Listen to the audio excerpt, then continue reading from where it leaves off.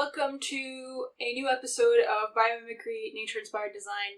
This is probably my new favorite playlist. I'm loving discovering design through biomimicry, design through looking at nature. And today I'm kind of bouncing back on my last video. Check it out. It's basically one of the reasons why our agricultural systems don't really work anymore. They did at one time, but they only partially addressed the problems. Check it out because that's basically what this video today is based on. What I want to show you is how to go from this kind of concept in nature, these kind of like philosophical principles in nature, how you can go from those to a application in design, to a methodology in design, how you can take these lessons that you learn by looking at nature and apply them in your design process. So let's get right to it. So in the previous video we talked about systems being resilient. Resilience means that it's adapting to change. And this notion can also be transferred into other things. The example that I gave in the last video was the iPhone. I was talking about how if only one cable is supplying the energy from the battery to the rest of the phone, then the system is not really resilient, because as soon as that cable fails, the whole system fails. And that's because the whole system depends on that one cable. So instead, what you can do is put multiple cables, right? And so that means that there are multiple parts of the phone that are accomplishing the same task, and that means that your system is resilient. So yeah, that's basically how I could see that notion being transferred into design. Just making sure that you're accounting for change. People won't necessarily use your product the way you want to or the way you intended to. So basically try to think ahead and analyze the situation in a way that shows you all of these possibilities and see how you can adapt to that and adapt your product. Point number 2. By the way, little side note, I got myself a little notebook. It's on my YouTube notebook where I do all of my research for videos, and I think this is quite fun. This video is not sponsored by this book, but let's go to point number 2. Point number 2 is multifunctionality. In nature, multifunctionality is just a given. I was thinking that that could be applied to design. So if you look at design, you have two camps, right? You have less is more, less is a bore.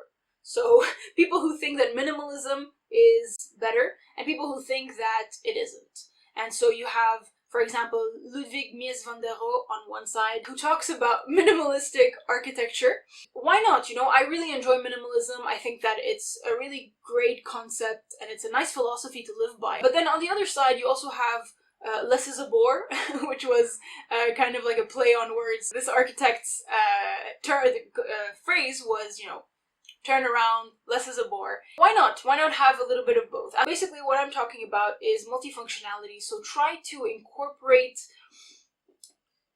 a double function in parts that you can, Maybe it could make your product more interesting, maybe it could make it more sustainable, because that means that one product accomplishes multiple things instead of having multiple products. Let's move on to point 3. Point 3 is kind of similar. So for all the people out there who have done drawing, industrial design, sketching, stuff like that, you know that breaking down products into different parts is important in order to understand how to draw the product. So I'm basically transferring this idea of breaking down your products into parts and seeing whether you can, improve your product in any way.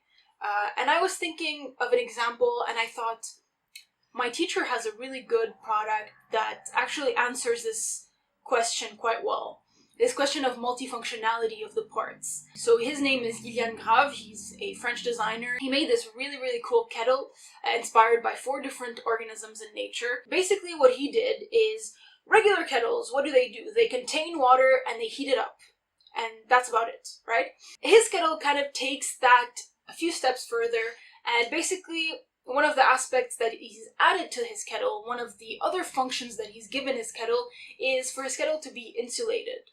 And so that means that the water is kept warm for a longer period of time, and you don't need to waste more energy to heat it up again. It's still warm from the first time that you heated the water up, so might be interesting to, try to look at that kind of aspect in the products that you create. And so, and as you can see, his product is not overly complicated. It's simple and elegant and multifunctional. Point number 4. This one is a little bit more an idea, of a, maybe not philosophical, but it's more like a concept, this video that I made. And at the end I pose a question and I say, what did I say? For better, why don't we start planning for better instead of for more? And this notion resonated with me, and that's why I put it in the video. What is the goal of our products today? I really wanted to pose this because I see that today there are a lot of companies that just make products in order to get profit. And I see that you're, as a company, you want to make some profit. But I've always seen money as a means rather than an end. And it feels that nowadays money becomes more of an end, a goal. So what I'm talking about is, the reality is that money is not the end, because your goal is not to be rich. Your goal is to enjoy that money. It's to enjoy spending that money, or to expand as a company, or to, make more money as a company.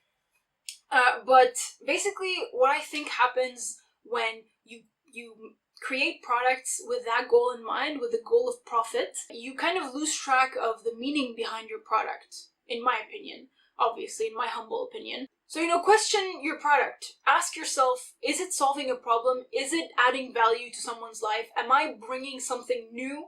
Am I bringing something innovative? Am I bringing something necessary? Or am I just putting this out there because I know that it's going to work, or I know that people are going to buy it, even though it's not really helping anyone, or it's not really solving any problems? You can be a designer who does that. I mean, I have no issue. I'm not judging anybody. I'm just talking about my own personal opinion.